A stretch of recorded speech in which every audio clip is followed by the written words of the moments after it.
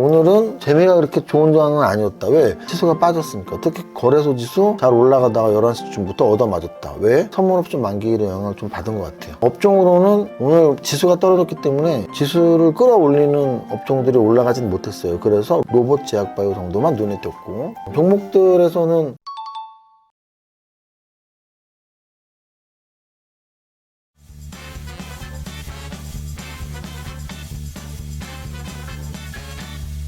대표님, 연정씨? 오늘 시장 어떤가요? 오늘은 사실 조금 아쉬운 날입니다. 그 이유는 사실은 변동성이 되게 크게 확대될 수 있는 날이었어서 뭐 다행이다 정도로 할 수 있지만, 좋게 말하면 다행이고 조금 부정적으로 말하면 좀 아쉽다. 왜냐면은 굉장히 큰 이벤트가 두 개가 동시에 있었던 날이에요. 다들 아셨겠지만 우리 시간 새벽에 FOMC 회의가 있었죠. 그래서 0.25 인하가 있었습니다. 0.25 인하가 있었어요.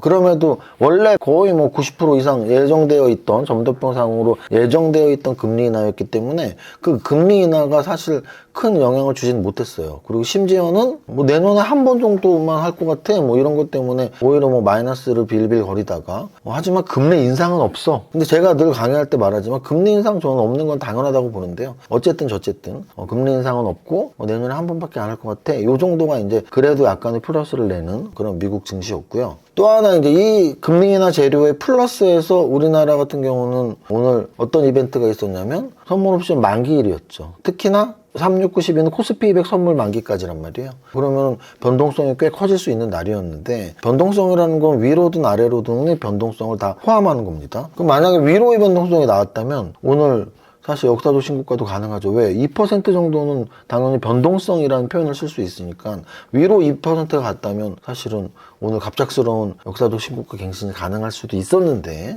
오전장에는 그래도 뭐 보합권에서 막 버티는 듯 싶었는데, 보시면은 오전장 한 11시까지는 갭상승을 잘 버텼어요. 사실 11시까지는. 그런데 11시부터 퉁퉁퉁퉁퉁퉁퉁 12시까지 탁 떨어지면서, 야, 오늘 양손 나올 생각하지 마. 아주 못을 박았죠. 근데 못을 박았지만 대못은 아니에요. 대못은 아니고 작은 못이 하나 박혀 있고, 그래서 여기서 이제 결국은 또 계속 고민을 해야 될 시기다. 어떤 고민? 4,000이 중심이었고 3,900과 4,100.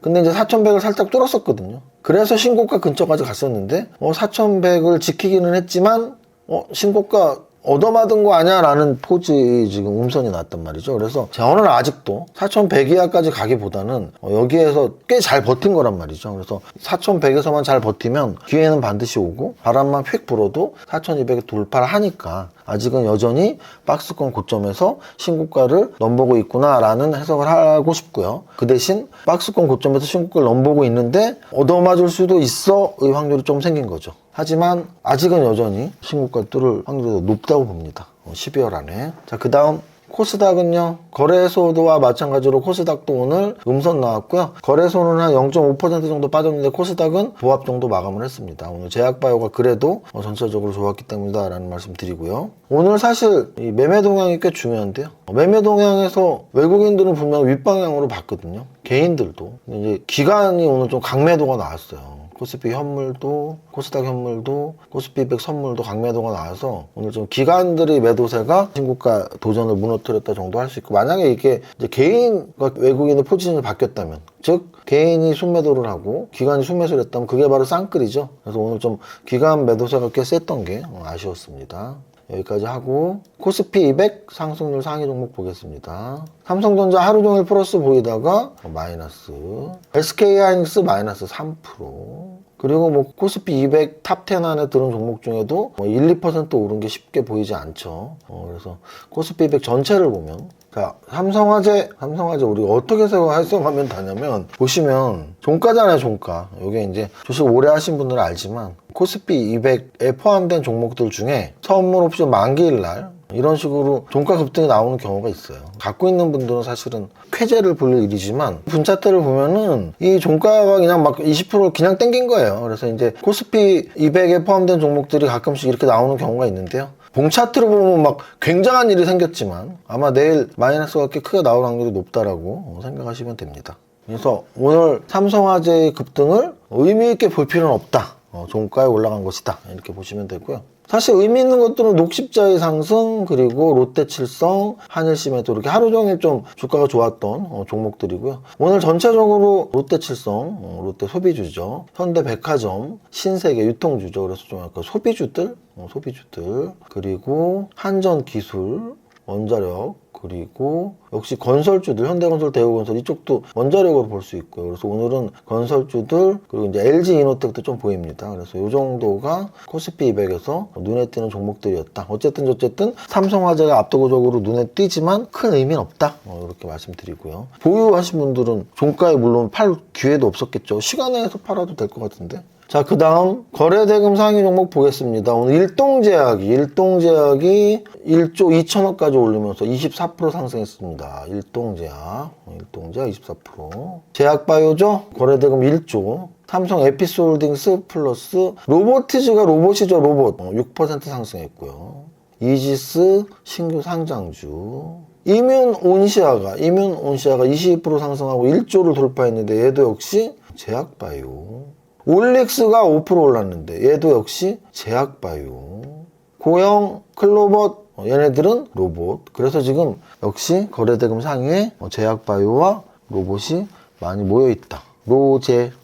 자, 그 다음 상승률 상위 종목에서는요, 오늘 1조짜리 할인지주가 상한가가 나왔는데요. 지금 최근에 고속버스 관련주들이 고속버스 터미널 관련해서 급등을 했잖아요. 천일고속, 동안고속. 오늘 할인지주의 상승 내용이 비슷해요. 양재동 부지개발 기대감에 장중 상한가 이런 내용입니다.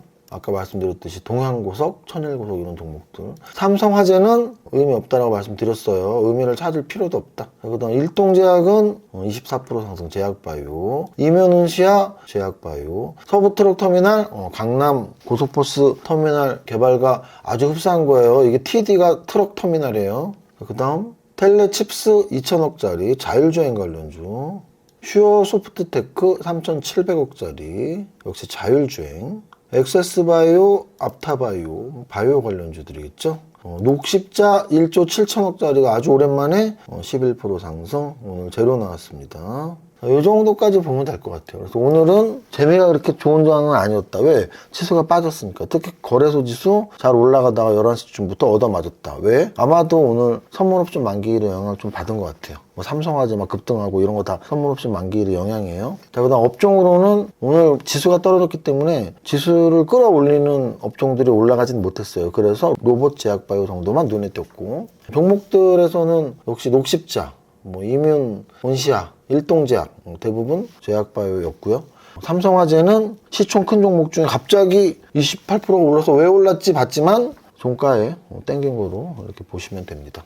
자, 여기까지 하고요. 어제 말씀드렸던 세 가지 홍보 오늘 똑같이 드릴게요. 일단 이번 주 토요일 날 인천과 대전에 우리 연구원들이 토요일 날 가니까 여러분들이 시간 되시는 분들은 이렇게 찾아갖고 링크 접수하시면 되고요.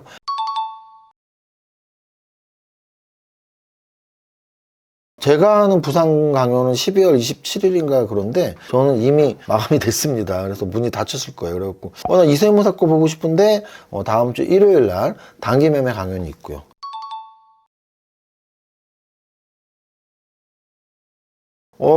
이세무사는 올해는 진도 북침을 한 30명이 같이 했고, 작년에는 합창을 한 40명이 같이 했고, 또 그 전에는 산악회를 또 한 30명 또는 러닝클럽이 막 20명 이렇게 막 30명이 러닝클럽, 산악회, 진도북침, 합창단 다 같이 저랑 하면서 만족도가 꽤 높으셨죠. 자, 그런데 내년에는 뭐 할 거니?